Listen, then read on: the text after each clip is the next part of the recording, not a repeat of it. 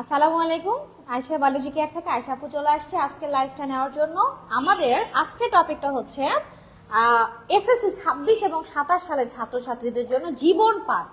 এবং আজকে আমাদের এই জীবন পাঠ ক্লাসটা শেষ হয়ে যাবে ইনশাআল্লাহ। আমরা 5টা ক্লাসে বিভক্ত করেছিলাম জীবন পাঠ, যার আজকে হচ্ছে 5ম নাম্বার ক্লাস। তার মানে এই ক্লাসটা করলে যারা আমার স্টুডেন্ট আছো, যারা তোমরা আজকের এই ক্লাসটা করছো এবং এর আগের ক্লাসগুলো করেছো, ইনশাআল্লাহ তাদের এই জীবন পাঠ নিয়ে বিন্দু মাত্র কোনো জায়গাতে কোনো সমস্যাই হবে না আশা করছি, কারণ আমি অতটা সুন্দর করে ইজি করেই পড়িয়ে দিয়েছি। এবং আজকের ক্লাসটা খুবই গুরুত্বপূর্ণ এবং ভীষণ সহজ করে আজকের ক্লাসটা পড়াবো। আজকে আমাদের টপিকটা কি বলতো?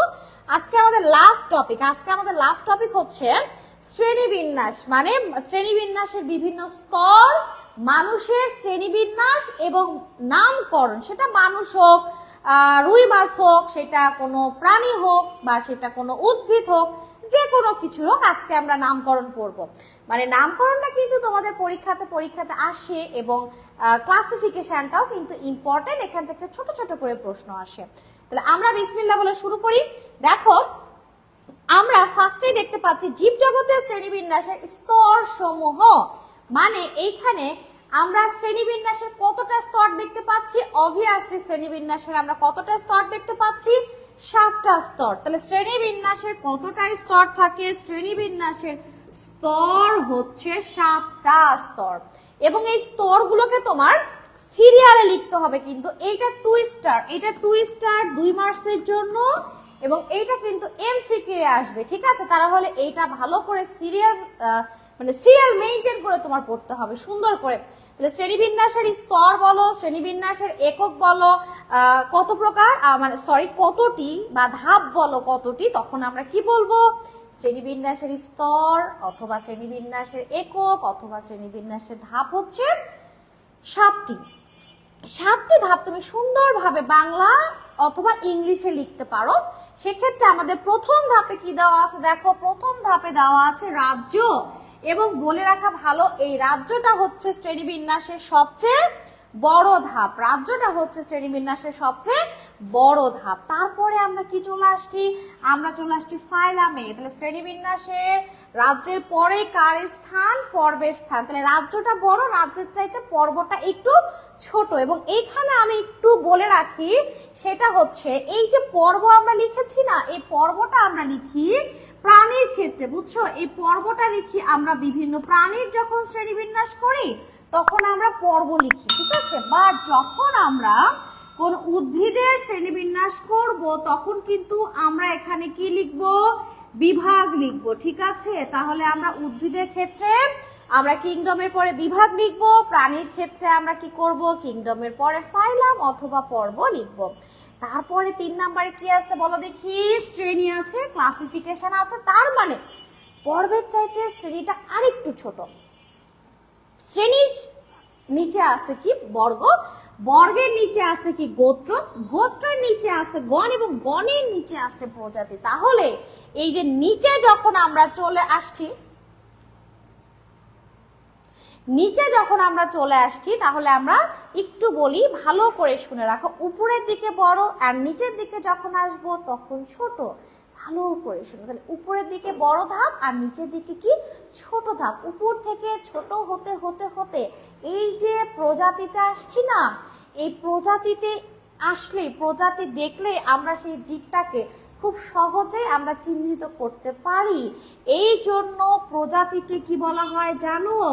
প্রজাতিকে বলা হয় শ্রেণী বিন্যাসের মৌলিক একক। তাহলে শ্রেণী বিন্যাসের মৌলিক একক কাকে বলা হয় বলো দেখি? প্রজাতিকে। তাহলে আমি আরেকটু সুন্দর করে তোমাদেরকে বুঝাই দিই বিষয়টা। তাহলে এখন যদি তোমাকে পরীক্ষাতে বলে শ্রেণীবিন্যাসের একক বা ধাপগুলি লিখো, তাহলে তুমি কি করবা? তুমি একদম সিরিয়াল মেইনটেইন করে লিখবা। রাজ্য, রাজ্যের পরে পর্ব, তারপরে শ্রেণী, বর্গ, গোত্র, গণ এবং প্রজাতি। তুমি কিন্তু ইচ্ছে মতন লিখতে পারবা না, এটা মামার বাড়ির আবদার না যে আমি ইচ্ছা মতন আমি পর্ব লিখবো, ফার্স্টে পর্বের পরে আমি আবার গোত্র দিয়ে দিব, গোত্রের পরে আমি আবার গণ দিয়ে দিব, তারপর আমি আবার শ্রেণী দিব, ইচ্ছা আমার ইচ্ছা। নো, তাহলে তুমি আন্ডা পাবা, বুঝছো? তাহলে তুমি আন্ডা পাবা।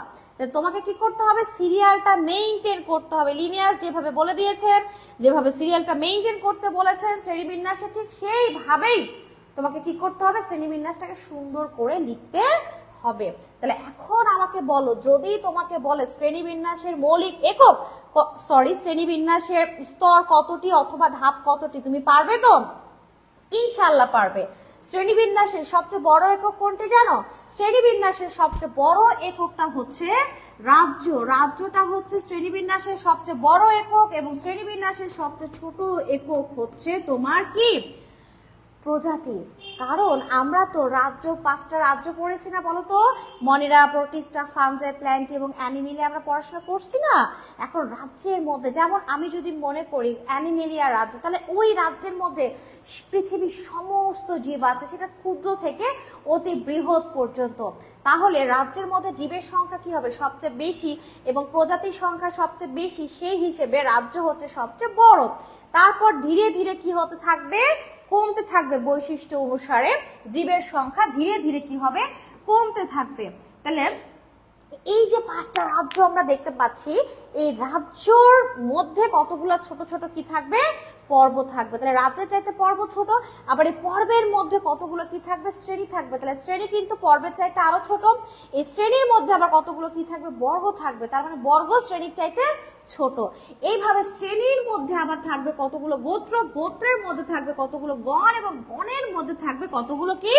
প্রজাতি। তাহলে শ্রেণী বিন্যাসের আমরা এই যে ক্রমটা দেখছি, তাহলে আমরা বুঝতে পারছি উপরের গুলো এক একটা সেট, উপরের গুলো এক একটা সেট, এবং নিচের গুলো হচ্ছে এক একটা উপসেট। বুঝো? তাহলে উপরের গুলো এক একটা সেট এবং নিচের গুলো হচ্ছে এক একটা উপসেট, এবং একটা করে সেটের মধ্যে একাধিক করে কি থাকে? উপসেট থাকে। যেমন দেখো, শ্রেণী হচ্ছে একটা সেট যদি ধরি, তার উপসেট হচ্ছে বর্গ। বর্গকে যদি আমরা একটা সেট ধরি, তাহলে তার উপসেট কি? গোত্র। তাহলে এই যে সেট উপসেটে ভাগ করা হয়েছে, এই ভাগ করাকে, এইটাকে বলা হচ্ছে নেস্টেড হায়ারার্কি। কি বলা হচ্ছে? Nested hierarchy. এই যে আমরা এখানে দিয়েছি নেস্টেড হায়ারার্কি। তাহলে উপরের ধাপ যেন বড় একটা সেট, আর তার নিচের ধাপ হলো তার উপসেট। রাজ্যের উপসেট হলো পর্ব, পর্বের উপসেট হলো শ্রেণী, শ্রেণীর উপসেট হলো বর্গ, ইত্যাদি। এই শ্রেণীবিন্যাসের পদ্ধতিকেই আমরা কি বলছি? Nested hierarchy. তাহলে আমাকে এখন বলো, তোমাকে যদি পরীক্ষাতে প্রশ্ন করা হয় শ্রেণীবিন্যাসের এককগুলির নাম লিখো, তুমি নিঃসন্দেহে পারবে। যদি বলা হয় শ্রেণীবিন্যাসের সবচেয়ে বড় একক কোনটি, তুমি তাও পারবে। সবচেয়ে ছোট একক কোনটি, তুমি তাও পারবে। নেস্টেড হায়ারার্কি কাকে বলা হয়, তুমি কিন্তু তাও পারবে ইনশাআল্লাহ, যদি তুমি ক্লাসটা সুন্দর করে করো এবং তুমি নিজেকে একটু সময় দাও, তাহলে তুমি এইটা খুব ইজিলি মুখস্থ করতে পারবা, বুঝে বুঝে, এবং অ্যান্সার দিতে পারবে পরীক্ষা হলে গিয়ে। এখানে একটা কথা আছে, এই যে আমরা জীবজগতের শ্রেণীবিন্যাসের স্তরসমূহ বললাম, এখান থেকে একটা এমসিকিউ আসে। এমসিকিউটা বোঝানোর জন্য আমি এখন তোমাকে কয়েকটা কথা বলি। সেটা হচ্ছে, আমরা উপরের দিকে যত আমরা দেখতে পাচ্ছি, মনে করো এই যে কিংডম আমরা দেখতে পাচ্ছি, উপরের স্তরে জীবের সংখ্যা, হ্যাঁ এখানে জীবের সংখ্যা কি হবে? বেশি হবে। ভালো করে শুনবা, জীবের সংখ্যা কি হবে? বেশি হবে। এবং এই জীবের মধ্যে যে বৈশিষ্ট্য, বুঝছো, এই জীবের মধ্যে যে বৈশিষ্ট্য, সেই বৈশিষ্ট্যটা কি হবে? কম হবে। এখন ভালো করে খেয়াল করো, উপর থেকে আমরা নিচের দিকে যতই যাব, মনে করো আমরা পর্বে চলে আসছি, তাহলে জীবের সংখ্যা কি হয়ে যাবে? কম হয়ে যাবে। এবং এই ধাপে জীবেদের যে বৈশিষ্ট্য, বুঝো কিন্তু, হ্যাঁ এই ধাপে জীবেদের যে নিজস্ব বৈশিষ্ট্য আছে, সেই বৈশিষ্ট্যের সাথে এই আগের যে ধাপ আছে, সেই ধাপের বৈশিষ্ট্য কি হবে? যুক্ত হবে, যোগ হবে। তাহলে এই ধাপে বৈশিষ্ট্য কি হয়ে গেল? বৈশিষ্ট্য বেড়ে গেল। এইটা কিন্তু ভালো করে খেয়াল করতে হবে। তাহলে উপরের ধাপে জীবের সংখ্যা বেশি, বৈশিষ্ট্য কম, আর নিচের ধাপে জীবের সংখ্যা কম কিন্তু বৈশিষ্ট্য বেশি। কারণ উপরের ধাপের বৈশিষ্ট্যগুলো পর্যায়ক্রমে নিচের ধাপে কি হতে থাকবে, যুক্ত হতে থাকবে। তাহলে আমাদের জীবজগতের শ্রেণীবিন্যাসের স্তর সমূহ নিয়ে আশা করছি কোনো সমস্যা তোমাদের মাঝে আর নেই। এখন কাইন্ডলি আমাকে একটু জানাবে যে তোমরা কতটুকু বুঝতে পারলে। আমাকে কাইন্ডলি একটু বলো তো যে এই অংশটা তোমরা বুঝতে পেরেছো? তাহলে আমাকে এখন একটু বলেন যে আপনারা সবাই কি বুঝতে পেরেছেন? আমি আবারও বলছি যে শ্রেণীবিন্যাসের স্তর কতটি, ধাপ কতটি, একক কতটি, তখন আমরা কি বলবো, 7টি। 7টি ধাপের নাম লিখো। আপনাকে সুন্দর করে সিরিয়াল মেইনটেইন করেই লিখতে হবে। প্রথমে রাজ্য, তারপরে ফাইলাম, ক্লাস, অর্ডার, ফ্যামিলি, জেনাস এবং স্পিসিস। উপরের দিকের গুলো বড়, নিচের দিকের গুলো ছোট। এবং আমরা সবচেয়ে ভালো একটা জীবের সম্পর্কে সবচেয়ে ভালোভাবে ধারণাটা ক্লিয়ার বুঝতে পারি প্রজাতিতে গিয়ে, ঠিক আছে? এবং এই জন্যই প্রজাতিকে বলা হয় শ্রেণীবিন্যাসের মৌলিক একক, এবং এইটা হচ্ছে সবচেয়ে ছোট একক। এখানে আরেকটা প্রশ্ন কি, উপরের গুলোকে আমরা সেট মনে করব আর নিচের গুলোকে আমরা উপসেট মনে করব। আমরা মনে করিনি, বিজ্ঞানী মনে করেছেন। তাহলে উপরের গুলোকে একটা সেট আর নিচের গুলোকে একটা করে উপসেট ধরা হয়। যেমন আমি যদি রাজ্যকে একটা সেট ধরি, রাজ্য হচ্ছে একটা সেট, রাজ্য হচ্ছে একটা সেট, তাহলে এই রাজ্যের উপসেট হচ্ছে পর্ব। আমি যদি পর্বকে একটা সেট ধরি, তাহলে পর্বের মধ্যে থাকবে উপসেট কতগুলো শ্রেণী থাকবে। শ্রেণীকে যদি আমি সেট ধরি, তাহলে শ্রেণীর মধ্যে থাকবে কতগুলো বর্গ, এটা আরেকটা উপসেট। তাহলে এই যে সেট উপসেটে বিভক্ত করা, এটাকে আমরা কি বলবো, নেস্টেড হায়ারার্কি। কি বলবো, নেস্টেড হায়ারার্কি। দেখো এইখানে আমরা একটা ছোট্ট করে ক্লাসিফিকেশন দিয়েছি 2 নাম্বারের জন্য। অনেক সময় পরীক্ষাতে চলে আসে যে মানুষের ক্লাসিফিকেশন দেখাও বা মানুষের শ্রেণীবিন্যাস দেখাও, তাহলে তোমাকে সুন্দর করে সিকোয়েন্স মেইনটেইন করে এই শ্রেণীবিন্যাসটা দিতে হবে, এই শ্রেণীবিন্যাসটা দিতে হবে। আমরা কিন্তু আগে যে ধাপগুলো পড়েছি সেই ধাপ ফলো করেই এখন শ্রেণীবিন্যাসটা দিব, শ্রেণীবিন্যাসটা তৈরি করব। যদি তুমি ধাপ না পারো তাহলে কিন্তু তুমি শ্রেণীবিন্যাসটা লিখতে পারবা না। যারা ভিডিওটা দেখছো একটু লাইক কমেন্ট করবা প্লিজ, এবং কাইন্ডলি একটু শেয়ার করে দিবা, তাহলে তোমার যারা ফ্রেন্ড আছে বা যেহেতু এটা এসএসসি 26 এবং 27, তুমি ছোট হয়তো বা এসএসসি স্টুডেন্ট, তোমার বড় ভাই বা ভাই বোন এই এসএসসি যে 26 সে দেখতে পেলো, বা তুমি 26-এর স্টুডেন্ট, তুমি শেয়ার করলা, তোমার ছোট যে ভাই বোন আছে এসএসসি 27 সে ভিডিওটা দেখতে পেলো। আমি রিকোয়েস্ট করছি, রিকোয়েস্ট মানে গুরু, আমি তো তোমাদের এখন গুরু, তাই না? তো গুরু হিসেবে আমি তোমাদেরকে এটা বলতেই পারি যে ভিডিওটা যখন তুমি দেখবা অবশ্যই তুমি ভিডিওটা একটু শেয়ার করে দিও। এক্ষেত্রে তুমিও পরে ভিডিওটা দেখতে পারবে, এবং তোমার যারা ছোট ভাই বোন আছে বা বড় ভাই বোন তারাও ভিডিওটা দেখতে পারবে এবং উপকৃত হবে ইনশাআল্লাহ। তাহলে দেখো আমরা এখানে শ্রেণীবিন্যাসের বিভিন্ন ধাপ, আমরা ধাপটা সুন্দর করে লিখবো। তবে হ্যাঁ, এই যে ধাপটা যে এইভাবে বাঁকা করে লিখতে হবে এরকম কিন্তু কোনো কথা না। তুমি কিন্তু সুন্দরভাবে স্ট্রেট এইভাবে ধাপটা লিখতে পারো, কোনো সমস্যা নেই। তাহলে আমরা ফার্স্টে শ্রেণীবিন্যাসের ধাপে গিয়ে চলে যাচ্ছি।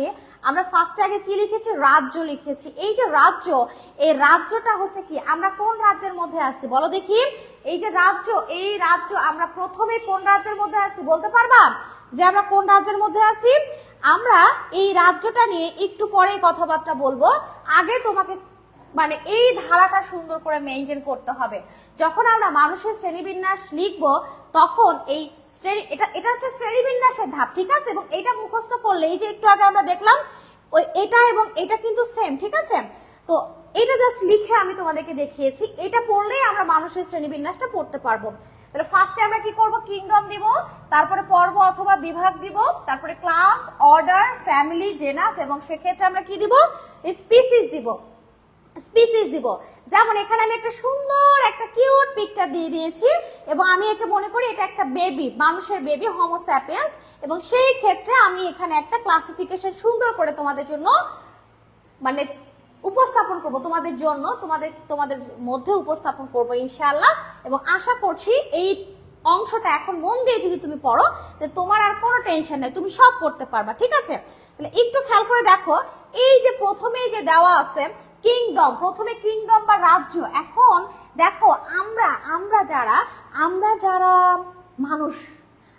মানুষ, ছোট বড় বিভিন্ন প্রাণী, গরু ছাগল কুকুর বিড়াল উট দুম্বা বিভিন্ন মাছ সাপ ব্যাঙ বিভিন্ন কিছু, হাতি তিমি বিভিন্ন ছোট বড় সবকিছু আমরা কোন রাজ্যের মধ্যে আছি? আমরা আছি অ্যানিমেলিয়া রাজ্যের মধ্যে। ঠিক আছে, আমরা কেন অ্যানিমেলিয়া রাজ্যের মধ্যে আছি?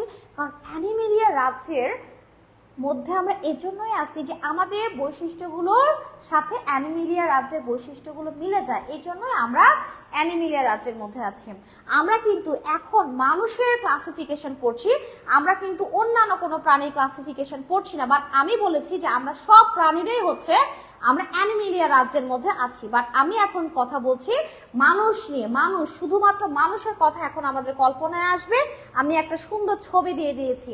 তাহলে আমি কেন, আমি তুমি মানুষ, আমরা কেন আমরা অ্যানিমেলিয়া রাজ্যের মধ্যে আছি? কারণ আমাদের বৈশিষ্ট্য হচ্ছে সুকেন্দ্রিক কোষ আছে আমাদের। সুকেন্দ্রিক মানে আমি সুন্দর করে বুঝাই দিছি যে আমাদের নিউক্লিওলার মেমব্রেন থাকবে, নিউক্লিওলাস থাকবে, ক্রোমাটিন তন্তু থাকবে এবং নিউক্লিওপ্লাজম থাকবে। এগুলো নিয়ে আমাদের কি গঠিত বলতে পারবা? এগুলো নিয়ে আমাদের কি গঠিত? এগুলো নিয়ে আমাদের নিউক্লিয়াস গঠিত। তাহলে আমাদের নিউক্লিয়াসটা সুগঠিত, তাই বলা হচ্ছে সুকেন্দ্রিক কোষ বিশিষ্ট এবং আমরা বহুকোষী। আমাদের কোষের সংখ্যা অসংখ্য। আমরা হচ্ছি বহুকোষী। আমরা পরভোজী, মানে আমরা কিন্তু খাবার তৈরি করতে পারি না, আমরা অন্যের ওপর নির্ভরশীল, আমরা অন্য উদ্ভিদের ওপর, আমরা প্রাণীর ওপর নির্ভরশীল। ঠিক আছে, এই জন্য আমরা হচ্ছি পরভোজী এবং আমাদের কি আছে? জটিল টিস্যুতন্ত্র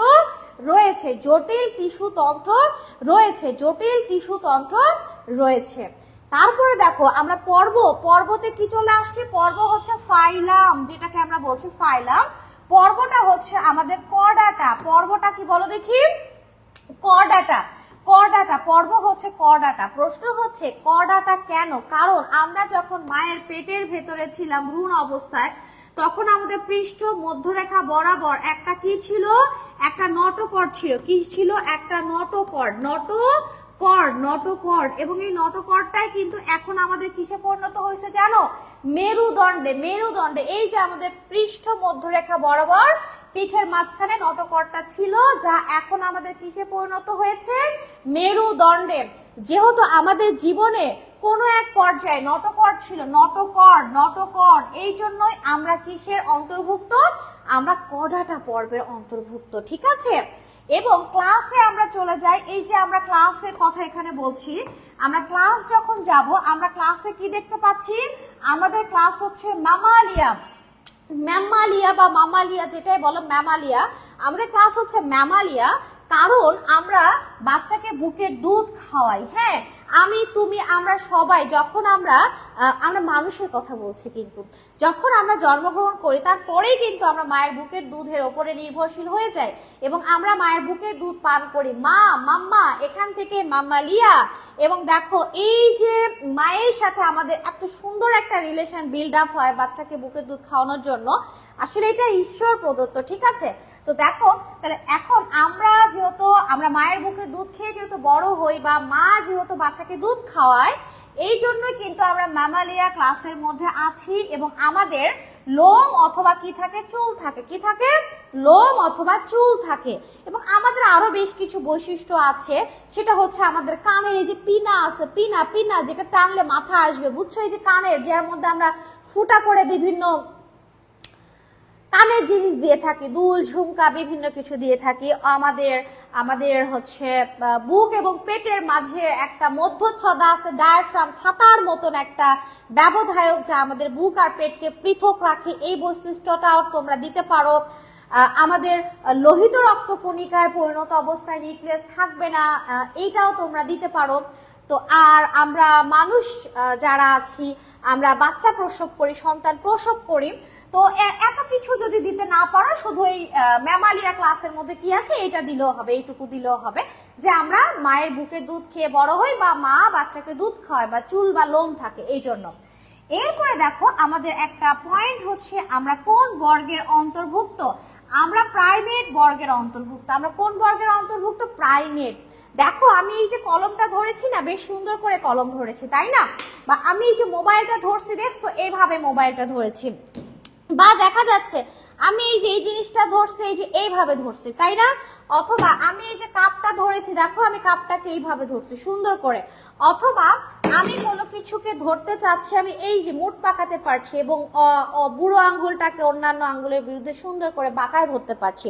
মানে আমাদের ধরার ক্ষমতাটা হচ্ছে ইউনিক, আমরা আমাদের হাত দিয়ে যত সুন্দরভাবে কোনো কিছুকে ধরতে পারি অন্য কোনো প্রাণী এটা পারে না। মানে কোনো কিছুকে আঁকড়ে ধরার মতন উপযোগী আমাদের সুন্দর হাত আছে এবং আমাদের ধান অপেক্ষা দৃষ্টিশক্তি অনেক বেশি উন্নত, আমরা অনেক দূরের জিনিস কিন্তু দেখতে পাই। ঠিক আছে, এটা হচ্ছে আমাদের প্রাইমেট বর্গ, এটার কারণে আমাদেরকে প্রাইমেট বর্গে স্থান দেওয়া হয়েছে।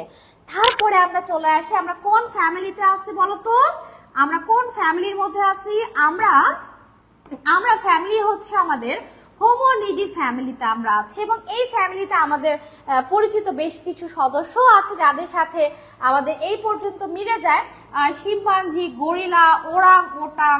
হ্যাঁ, এই পর্যন্ত কিন্তু আমাদের সাথে বানর, শিম্পাঞ্জি, গরিলা, ওরাং ওটাংয়ের বৈশিষ্ট্যর মিল আছে। এই জন্য এতটুকু পর্যন্ত একদম শিম্পাঞ্জি, গরিলা, ওরাং ওটাং চলে আসছে এবং গরিলা, শিম্পাঞ্জি, ওরাং ওটাংয়ের বৈশিষ্ট্যের সাথেও আমাদের বেশ কিছু মিল আছে এবং গোত্র এই জন্য আমাদের হোমিনিডির মধ্যে রেখেছে এবং এদের সাথে আমাদের বেশ সাদৃশ্য আছে। এই জন্য আমরা সবাই মানে আমরা মানুষ, শিম্পাঞ্জি, গরিলা, ওরাং ওটাং আমরা সবাই কার মধ্যে আছি? হোমোনিডির মধ্যে আছি। তারপরে আমাদের যে পয়েন্টটা আমরা লিখবো সেটা হচ্ছে আমরা কি লিখবো, আমাদের গণ হচ্ছে গণ জেনাস, এটা হচ্ছে হোমো। এই যে হোমো, এই হোমোটা মানে হচ্ছে আমাদের দেহের অনুপাতে মস্তিষ্ক সবচেয়ে বড়। মনে করো আমি এটা বুঝাতে চাচ্ছি, যেমন সাপোজ একটা মানুষ, সাপোজ আমার ওজন, আমি যে হাইট ওয়েট, আমার ওজন অনুসারে আমার যে মগজের পরিমাণটা থাকবে সেম ওজনের, হ্যাঁ একটা যদি হাতির বাচ্চা থাকে ঠিক আছে, তাহলে কিন্তু তার মগজের পরিমাণ কিন্তু একই রকম থাকবে না, তার কম থাকবে, আমার কি থাকবে? বেশি থাকবে।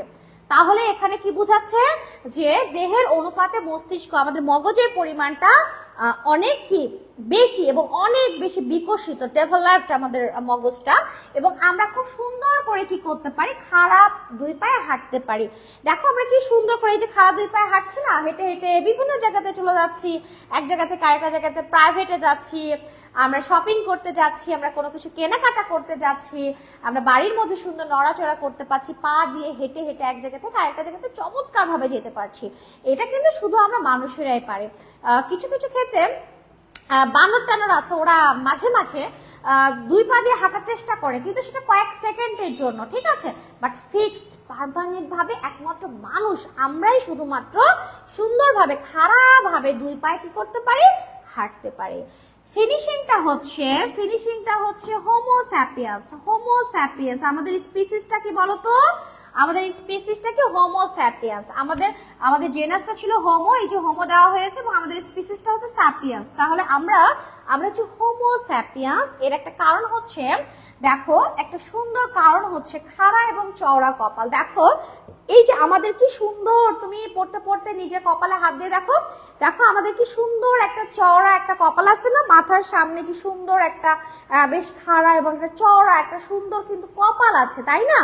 এরকম কপাল কিন্তু তুমি আর অন্য কোনো প্রাণীদের মধ্যে দেখতে পাবে না। এবং আমাদের যে খুলির হাড় সেটা হচ্ছে অন্যান্য প্রজাতির হাড়ের তুলনায় বেশ কি পাতলা। আমাদের মাথার যে খুলির হাড় সেটা অন্যান্য প্রাণীদের মাথার খুলির হাড়ের চাইতে কি হবে? পাতলা। এবং আমাদের বুদ্ধিটা অনেক বেশি ডেভেলপ, আমাদের ব্রেনটা অনেক বেশি ডেভেলপ, উন্নত।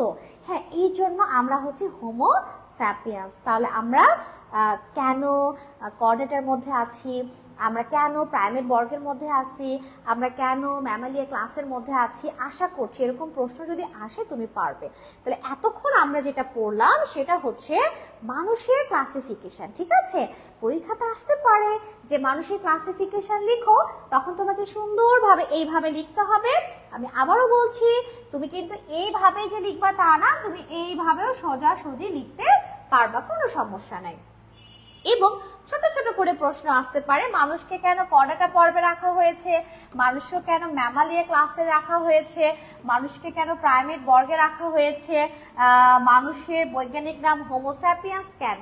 তাহলে আশা করছি তুমি খুব সুন্দর করে এইটা লিখতে পারবে। যদি কোনো প্রশ্ন থাকে তাহলে ভিডিওটা দেখার সময় আমাকে প্রশ্ন করতে পারো, আমি যদি এখন উত্তর নাও দিতে পারি আমি পরে উত্তর দিয়ে দিব। আমাদের এই ক্লাসটা কিন্তু আমাদের এই ফেসবুক লাইভে থেকে যাবে, তবে পার্মানেন্ট ভাবে থেকে যাবে আমাদের ইউটিউব চ্যানেলে আয়শা বায়োলজি পলাশ কেমিস্ট্রি। এখানে যদি তুমি ঢুকো তাহলে এসএসসি 26 এবং 27 দুইটা প্লেলিস্ট পাবে। তুমি যদি 26 এর স্টুডেন্ট হও তাহলে সেখানে প্লেলিস্ট পেয়ে যাবে, ওটার মধ্যে ঢুকে ক্লাসগুলো করে ফেলতে পারবা যখন ইচ্ছা তখন, এবং 27 যদি হও তাহলেও তুমি ক্লাসগুলো করতে পারবা ইনশাআল্লাহ। এবং যে কোনো প্রবলেম হলে অবশ্যই কমেন্ট করবা। তবে হ্যাঁ, ভিডিওটা ভালো লাগলো অবশ্যই একটু লাইক দিতে ভুলে যেও না যেন, আর ফ্রেন্ডদের সাথে কিন্তু শেয়ার করবা। আমরা এখন এই চ্যাপ্টারটা ফিনিশ করে ফেলবো আমরা এই চ্যাপ্টারটা নামকরণ দিয়ে। তাহলে এখন একটু আমাকে বলো যে তোমাদের কি অবস্থা।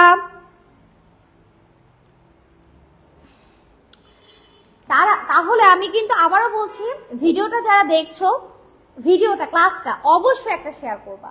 আমার পরিচিত হও অপরিচিত হও অবশ্যই একটা শেয়ার করবা।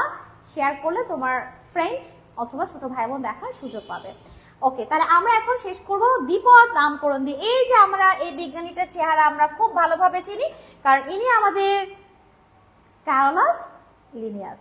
এই যে একটা কিউট মানুষ, কি সুন্দর করে আমাদের মধ্যে তাকায় আছে এবং আমাদেরকে বলছে যে হ্যাঁ আজকে তোরা এই চ্যাপ্টারটা শেষ করবি, আমার নামকরণ দিয়ে চ্যাপ্টারটা শেষ হবে ইনশাআল্লাহ। তো যাই হোক, আমরা দ্বিপদ নামকরণ, আসলে দ্বিপদ নামকরণ বলতে আমরা কি বুঝি, আমরা কিন্তু একটু আগে নামকরণ করলাম হোমোস্যাপিয়েন্স। এখানে কয়টা শব্দ ছিল? দুইটা শব্দ ছিল। তো দ্বিপদ মানে হচ্ছে দুইটা পদ, দুইটা শব্দ থাকবে। তাহলে জেনাস এবং স্পিসিস দুইটা পদ দিয়ে গঠিত নামকেই আমরা কি বলবো? দ্বিপদ নামকরণ। তাহলে কি বলবো? দ্বিপদ নামকরণ। এবং এই যে দ্বিপদ নামকরণ, এই দ্বিপদ নামকরণটা হতে পারে উদ্ভিদের, হতে পারে প্রাণীর ক্ষেত্রে। উদ্ভিদের ক্ষেত্রে এবং প্রাণীর ক্ষেত্রে দেখো আমরা কি আইসিবিএন কর্তৃক, আইসিবিএন এটার পুরো নামটা পড়তে হবে international code of botanical nomenclature. এটা হচ্ছে সংক্ষিপ্ত রূপ আইসিবিএন। এটা কার ক্ষেত্রে নামকরণ করে নিয়ম নীতি প্রদান করে? এটা হচ্ছে আইসিবিএন বোটানিক্যাল, তার মানে উদ্ভিদের ক্ষেত্রে। এবং আরেকটা হচ্ছে আইসিজেডএন international code of zoological nomenclature. এটা সংক্ষিপ্ত রূপ হচ্ছে আইসিজেডএন। এটা দ্বারা কার নামকরণ করা হয়? এই নিয়ম নীতি দ্বারা কার নামকরণ করা হয়ে থাকে? কাদের করা হয়ে থাকে? প্রাণীদের করা হয়ে থাকে। তোমাদের বই কিন্তু সুন্দরভাবে দেখো এখানে দিয়ে দেওয়া হয়েছে এবং এই অংশটা তোমাদের কি করতে হবে? পড়তে হবে।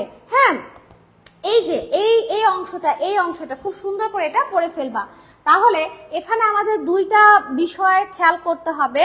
প্রথম বিষয়টা হচ্ছে দ্বিপদ নামকরণ কাকে বলা হয়? দুইটা পদ দিয়ে গঠিত নামকেই আমরা কি বলবো? দ্বিপদ নামকরণ। তার মানে অবশ্যই নামের কয়টা পদ থাকতে হবে? দুইটা পদ থাকতে হবে, তবেই তাকে আমরা কি নামকরণ বলবো? দ্বিপদ নামকরণ। আরেকটা জিনিস পড়তে হবে, আইসিবিএন এর পুরো নাম পড়তে হবে এবং আইসিজেডএন এর পুরো নাম পড়তে হবে। এটা কিন্তু 1 নম্বরের জন্য প্লাস এমসিকিউ। হ্যাঁ, এবং ক্যারোলাস লিনিয়াস যে পুস্তকটা রচনা করেন সেই পুস্তকের নামটাও তোমাকে পড়তে হবে। এটাও কিন্তু পরীক্ষাতে এমসিকিউ এর জন্য ইম্পর্টেন্ট। তাহলে এখন আমার কথা হচ্ছে দ্বিপদ নামকরণের কি কি নিয়ম নীতি রয়েছে। এতক্ষণ ক্লাস করার পরে হয়তো তোমরা বুঝতে পেরেছো যে আজকের এই ক্লাসটা অনেক বেশি ইম্পর্টেন্ট। দেখা যাচ্ছে তুমি যদি 26 সালের স্টুডেন্ট হও, তুমি পরীক্ষাতে গিয়েই দ্বিপদ নামকরণটা পেয়ে গেছো, সেটা উদ্ভিদের হোক আর প্রাণীর হোক। প্রসেসটা কিন্তু, নিয়ম কিন্তু সেম। তাহলে মনোযোগ সহকারে ক্লাসটা করো এবং ক্লাসটা করা হয়ে গেলে একটু ভালো করে বইটা স্টাডি করো, তাহলে তুমি খুব ভালো নম্বর পাবে ইনশাআল্লাহ। দ্বিপদ নামকরণের আমাদের কি কি নিয়ম নীতি রয়েছে আমরা সেই বিষয়টা নিয়ে এখানে একটু কথা বলছি। দ্বিপদ নামকরণের ক্ষেত্রে আমাদের অবশ্যই নামের কি হতে হবে? দুইটা অংশ থাকতে হবে। নামের কয়টা অংশ থাকবে? দুইটা অংশ। প্রথমে আমরা কি করব? নামের কয়টা অংশ থাকবে? নামের দুইটা অংশ থাকবে বা দুইটা পদ থাকবে। তাহলে নামের কয়টা অংশ থাকবে? দুটি অংশ থাকবে। এক্ষেত্রে আমাদের দ্বিপদ নামকরণের ক্ষেত্রে নামের কয়টা অংশ থাকবে? দুইটি অংশ থাকবে। এবং এই যে দুইটা অংশ থাকবে, এই দুইটা অংশের মধ্যে প্রথমটা হচ্ছে গণ, এবং দ্বিতীয়টা হচ্ছে কি বলতো? প্রজাতি। তাহলে প্রথম যে পদ শব্দ এটা হচ্ছে গণ, এবং দ্বিতীয় যে পদ বা শব্দ সেটা হচ্ছে প্রজাতি। ভালো করে শুনবা। তাহলে প্রথমটা হচ্ছে তোমার জেনাস এবং দ্বিতীয়টা স্পিসিস। প্রথমটা জেনাস, দ্বিতীয়টা স্পিসিস, বা প্রথমটা গণ, দ্বিতীয়টা হচ্ছে প্রজাতি। এখন কথা হচ্ছে নামকরণ হবে ল্যাটিন ভাষায়, মানে আমরা যে নামকরণটা করব সেটার ভাষাটা হবে কি? ল্যাটিন ভাষায় হবে নামকরণ। কি ভাষায় হবে নামকরণ?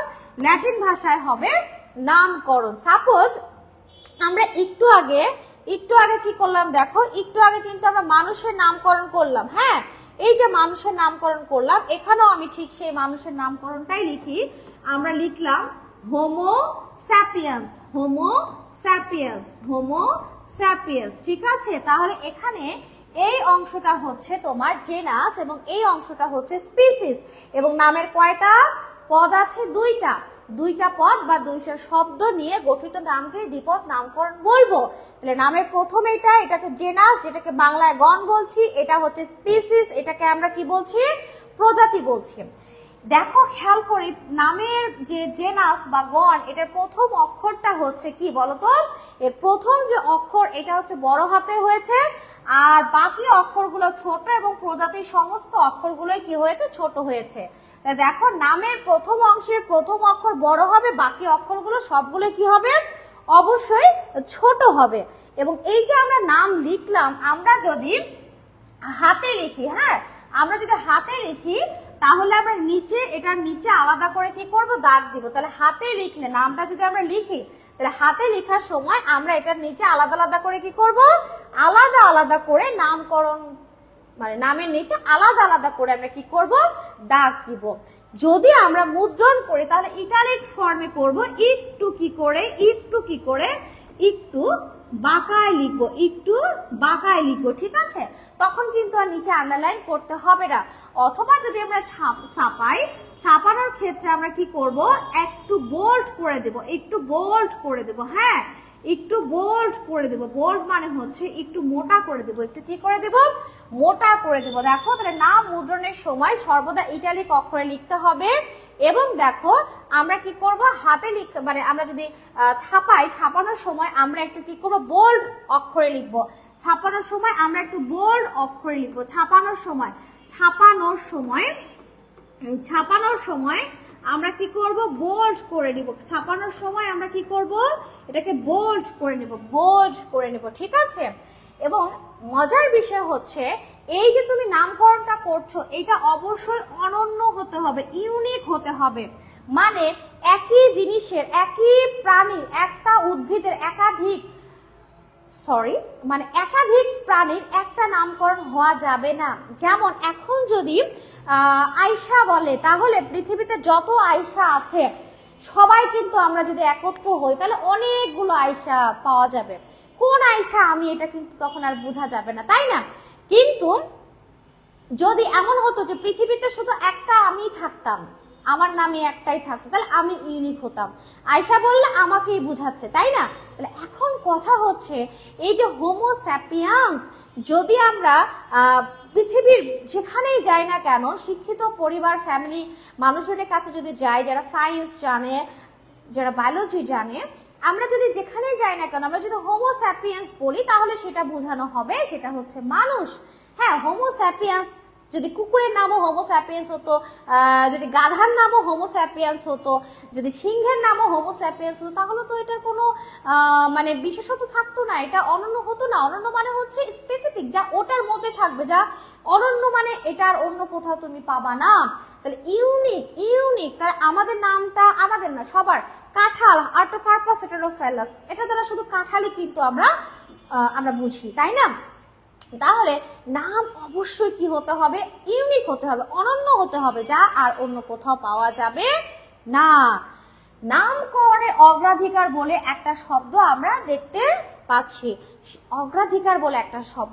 পাচ্ছি। এটা কি?